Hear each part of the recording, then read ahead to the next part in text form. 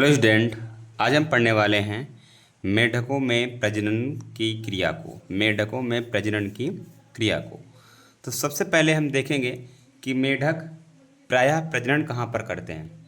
जहाँ पर पानी नज़दीक होता है या पानी का स्रोत नज़दीक होता है, प्रायः वहाँ पर प्रजनन करना ये पसंद करते हैं। अब नर मेढक जो है नर मेढक जो है टर टर की आवाज़ करके मादा मेढक को आकर्षित करता है।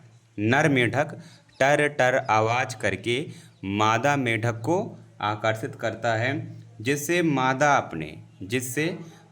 अपने प्रजाति के नर मेढक को पहचान सकती है।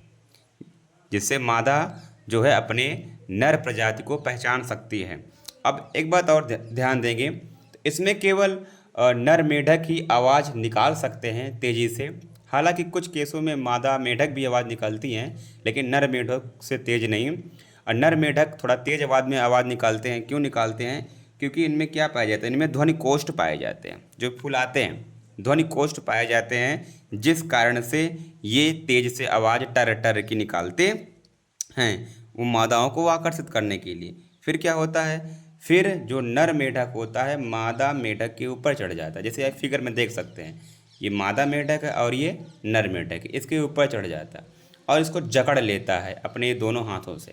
अब उसके बाद क्या होता है, इनमें प्रजनन क्रिया चालू हो जाती है। इनमें आभासी प्रजनन होता है। कैसा? आभासी प्रजनन होता है।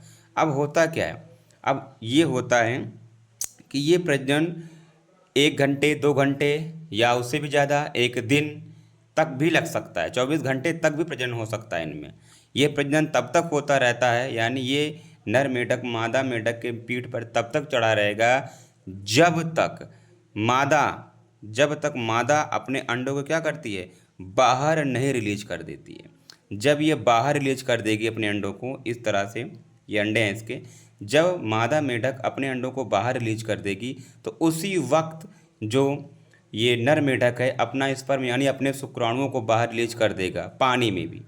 अब जब मादा मेढक अपने अंडाणुओं को और नर मेढक अपने शुक्राणुओं को पानी में रिलीज कर देते हैं, छोड़ देते हैं, तब यहाँ पर शुक्राणु क्या करते हैं, उन अंडों का निषेचन कर देते हैं। शुक्राणु क्या करते हैं, उन अंडों का निषेचन कर देते हैं। अब निषेचन के फलस्वरूप, क्योंकि एक शुक्राणु केवल एक ही अंडों का निषेचन कर सकता है, तो निषेचन के फलस्वरूप क्या बनता है, एम्ब्रॉय बनता है। क्या बनता है? एम्ब्रॉय बनता है, या रिलीज कर देती है। अब उसके बाद बनता क्या है, उसके बाद बनता है एम्ब्रॉय। क्या बनता है? एम्ब्रॉय।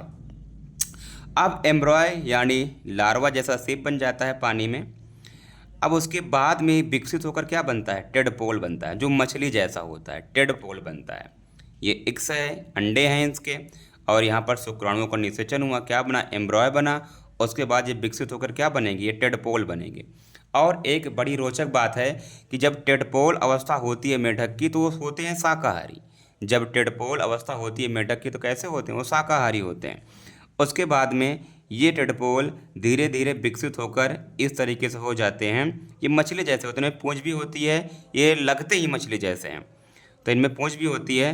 तो विकसित होकर कुछ इस तरह हो जाते हैं। और ज़्यादा विकसित होंगे तो इनमें 2 पैर और 2 पीछे वाले पैर, ये दोनों विकसित हो जाते हैं। फिर लास्ट में एक नॉर्मल फ्रॉग हमको देखने को मिलता है। जो नॉर्मल फ्रॉग होता है, इनमें शाकाहारी गुण नहीं पाए जाते, ये मांसाहारी होते हैं। ये कैसे होते हैं, ये मांसाहारी होते हैं। तो कुछ इस तरीके से इनमें क्या होता है, प्रजनन क्रिया होती है।